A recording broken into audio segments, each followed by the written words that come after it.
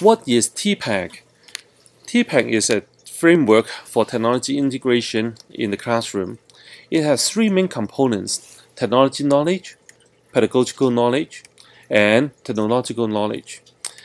And content knowledge, you know that for the lower grades it will include alphabets and colors. For the upper grades it will be science and history and things like that. But it can also include things like communication, emotions.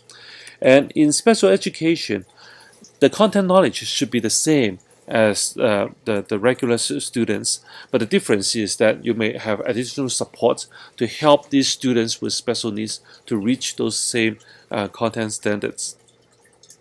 And the pedagogies for the classrooms, there are some, many different pedagogies, but for special education, you should have already learned some of the methods from the methods classes that pertain just to the students with special needs, and such as proximity, and you do a lot of direct instructions. Okay, so how do you do the direct instructions?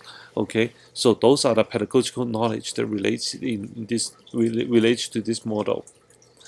And the technological knowledge relates to the skills that you actually have learned on how to use technology. Okay, a website and using keyboard and things like that. And in special education, you may also have some technology that relates to students, only students with special needs. And assistive technology is one main category of this type of technology. And so, as you are considering what type of technology to use in your classroom, you should consider all three bodies of knowledge: content knowledge, pedagogical knowledge, and technological knowledge. And the first thing you should consider is the content knowledge. And in Utah, you can go to these websites to learn more about the content knowledge that students are supposed to learn. And I think you're probably already familiar with these websites, and so you can go back to it. And so once you have identified the content standards or learning outcomes, then you should consider the strategies that will support the content.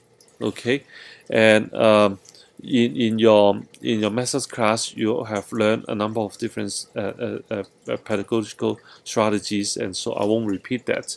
And regardless whether you are a regular classroom teacher or special educator, you may still need to deal with these issues like classroom management, communication, motivation, assessment. But for special educators, there are some strategies that are especially pertaining to your target audience. And so once you have identified the pedagogies that you are trying to use, then you may consider the technologies that will support these strategies. And overall, the three should work closely together. And in technology, there's also a concept that I like to introduce to you that will help you select and evaluate appropriate technologies. It is called a 3E model. Okay, and it is very simple. It's just consider three main questions.